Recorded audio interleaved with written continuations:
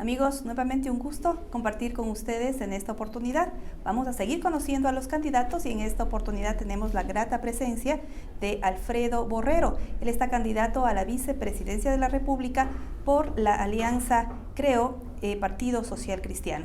Le damos la más cordial bienvenida y queremos conocer un poquito del candidato. ¿Quién es Alfredo y cuál es su plan de trabajo? Muchísimas gracias. Para mí es un privilegio estar en el Heraldo de Ambato, saludar de manera especial a la familia Torres, que han sido defensores de la democracia y del periodismo en esta parte tan querida del país.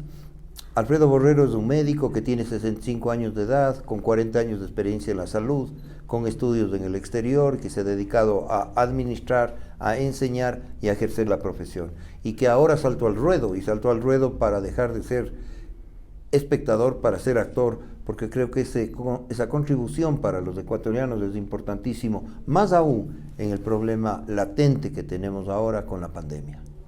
¿Cuál es su plan de trabajo?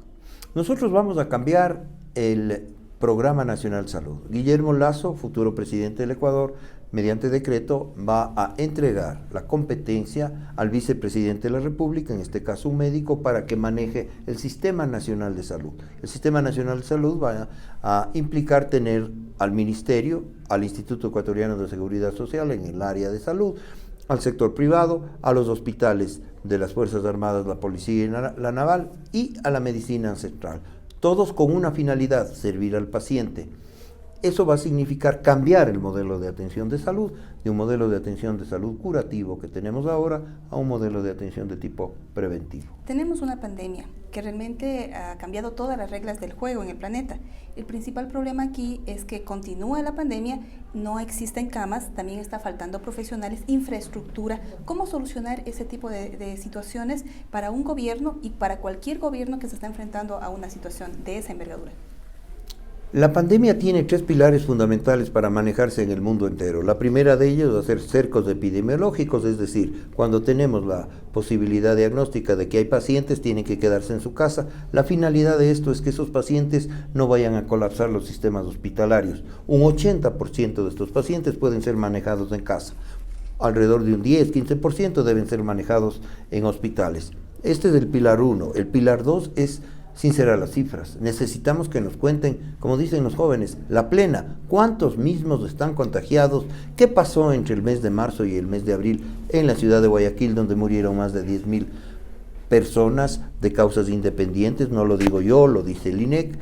Y el tercer factor es hacer más exámenes. Tenemos que hacer más exámenes porque es una enfermedad silenciosa.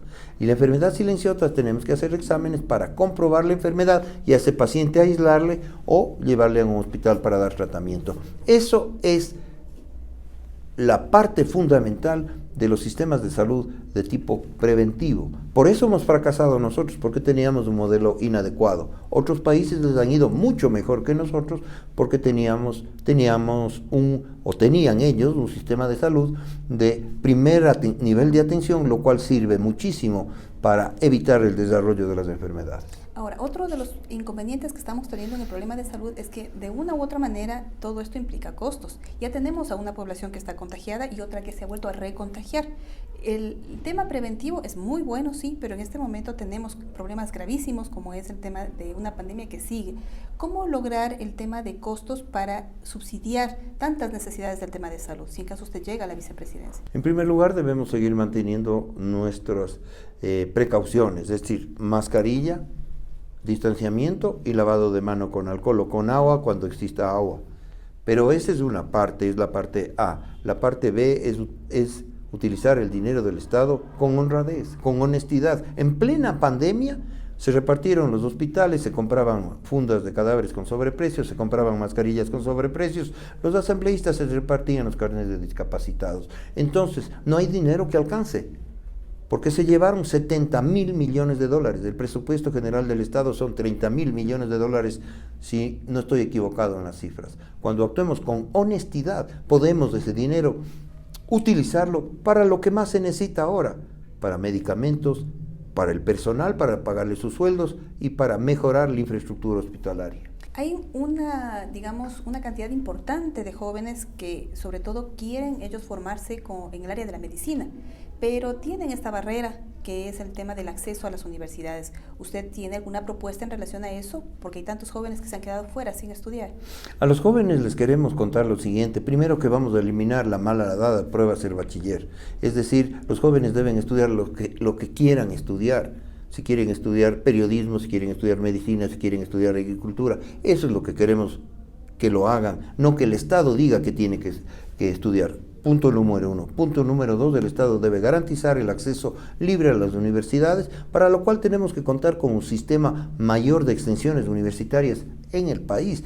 La telemática ahora nos permite tener contacto con universidades alrededor del mundo. Entonces, esa es una parte del problema, pero también la otra parte del problema es abrir institutos de educación media tecnológicos, porque hay chicos que dicen: yo quiero ser ingeniero en sonido, yo no quiero irme a la universidad, quiero irme a estudiar ingeniería en sonido, se me ocurre, o ingeniería de alimentación, o técnico en cualquiera de las ramas. Entonces eso va a permitir diversificar la educación en el país. Nosotros somos partidarios, y yo lo digo de manera empática porque soy un académico, debemos de educar al Ecuador para que el Ecuador tenga un mejor futuro. Mientras el país más educado está, vamos a tener un Ecuador lleno de prosperidad y no tener un Ecuador con problemas como se tiene ahora.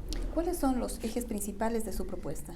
Los ejes principales de la propuesta son económicos, sociales e institucionales. Nosotros tenemos un equipo de trabajo. El tema económico lo lidera Guillermo Lasso porque tiene la experiencia para poder hablar de temas económicos, pero a grandes rasgos quiero decirle que tenemos que unir lo privado con lo público. El sistema privado son los que generan el empleo. El empleo es la gran ayuda para salir de la pobreza. Por lo tanto, tenemos necesidad de estos dos motores, como dice gráficamente Guillermo, para que despegue el avión que se llama Ecuador. Debemos simplificar los trámites. Nosotros somos totalmente contrarios a subir los impuestos. Tenemos un problema serio también en el país, que es el tema de la deuda externa. Lasso en algunas de sus intervenciones también ha dicho, claro, que va a bajar los impuestos, que va a buscar formas de financiar los créditos, pero ¿de dónde sacar los recursos por un lado? Y por otro, ¿cómo poder enfrentar a una deuda externa que realmente está muy alta?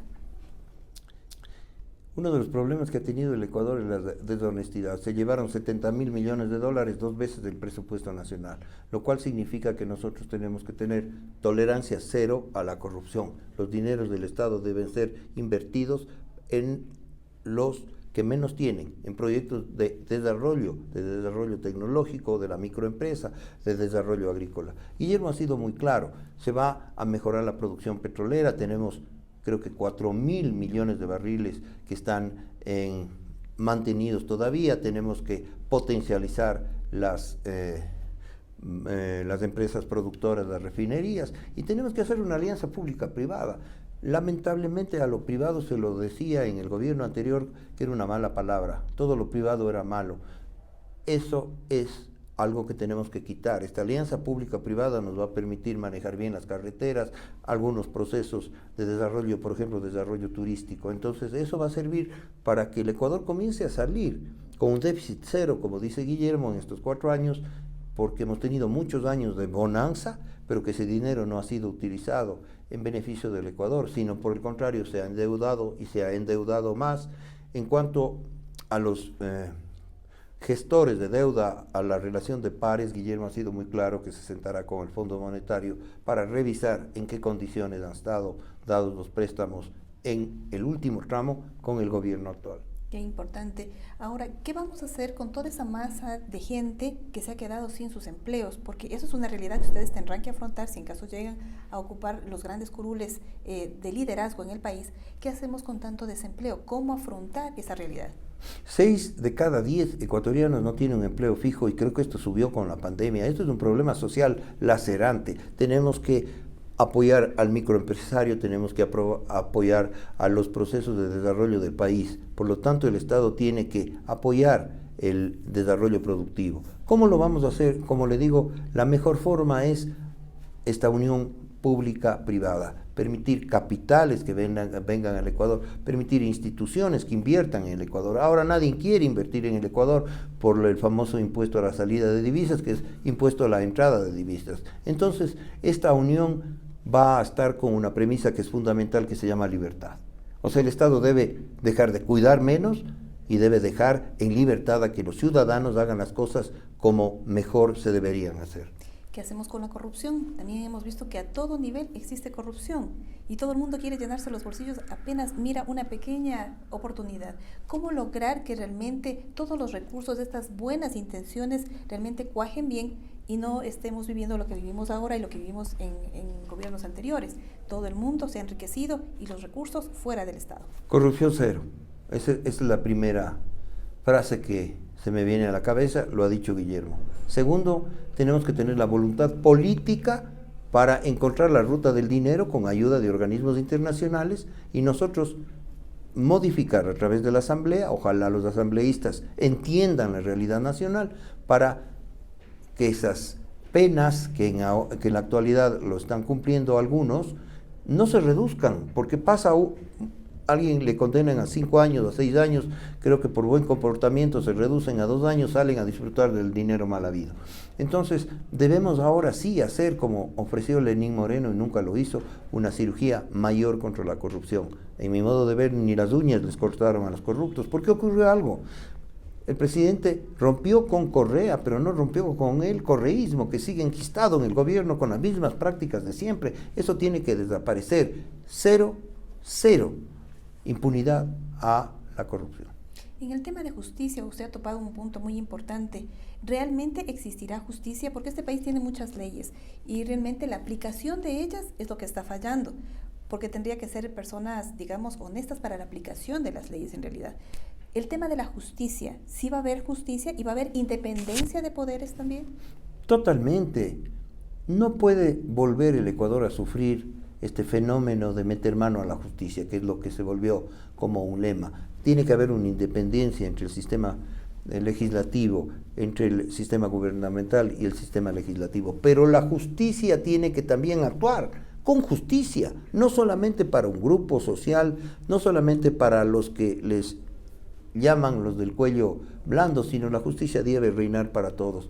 Por lo tanto, se tiene que hacer una reestructuración del tema judicial, buscando la gente impoluta, la gente honesta, los que deben administrar justicia. Pero el lema que yo quisiera dejar impregnado en esta conversación es que nunca más meter la mano en la justicia. ¿Por qué votar por Alfredo? ¿Por qué votar por Lazo y por qué votar por Alfredo? Porque nosotros somos del cambio con unidad. Nosotros sabemos hacer las cosas, nosotros vamos a hacerlos para los 17 millones de ecuatorianos. Los otros han fracasado. Nosotros somos, este momento, el cambio para todos los ecuatorianos. Muchísimas gracias. A ustedes. Amigos, les agradecemos mucho por su sintonía y estaremos en una próxima oportunidad con nuevos candidatos para que nos den a conocer cuáles son sus propuestas. Muchísimas gracias.